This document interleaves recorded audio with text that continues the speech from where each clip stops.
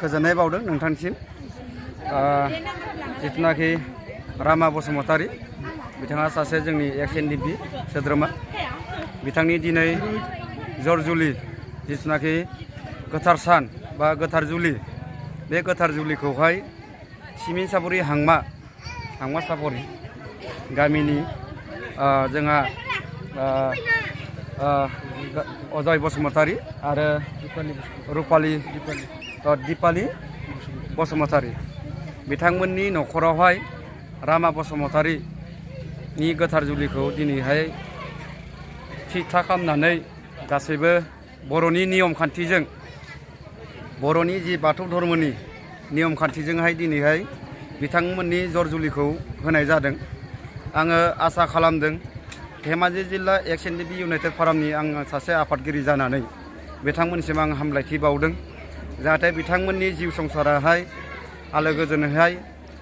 रायजोजों गोरोबनानै आरो समाजनि मोजां मावनो थाखाय जाहाथे आग बारायबोयो आरो बिथांमोननि जि सिन्था धारणा खालामनाय आरो लोगोसे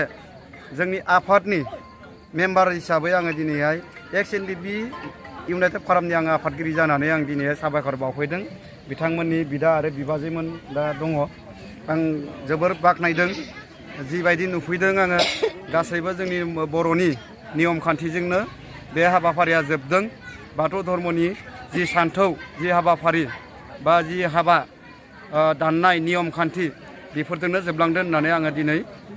आं निजेखौनो आङो धेमाजि जिल्ला एक्स एनडिपि इउनाइटेड फरामनि जानानै आङो रामा बसुमतारी जिथुनाखि बिथांनि गोथार जुलियाव आं नुजाथिफैनो हानायनि थाखाय आङो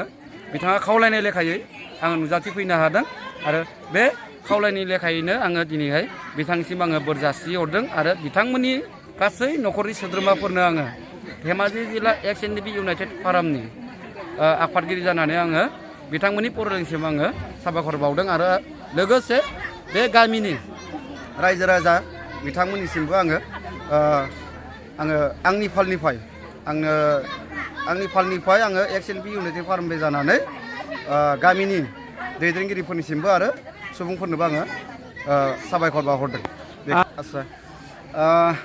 बिथांनि दा जिथुनाखि जर जुलि होनाय गोथार जुलि होनाय बियो जोंहा मेसाखिखा बिनिफ्राय रामा बसुमतारीया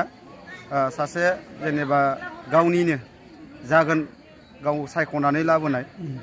बेखौहाय बिथाङा दिनैहाय गोथार जुलि हिसाबै दिनै गनायनानै लाबाय आरो रायजो राजानि नियम खान्थि हिसाबै बारबाय आरो रामा बसुमतारीनि जिथुनाखि एक्स एनडिपि इउनाइटेड फरामनि जिथुनाखि मेम्बार हिसाबै बा केडार हिसाबै मेम्बार माने केडार बे हिसाबै बिथाङा गोबां दिननिफ्राय खामानि मावबोदों मानो होनोब्ला बिथाङाहाय दिनैहाय मोनसे न'खरनिफ्राय थांनानै गोरिब न'खरनिफ्राय थांनानै सासेया बिथाङा दिनैहाय इउनाइटेड फराम एक्स एनडिपिनि सासे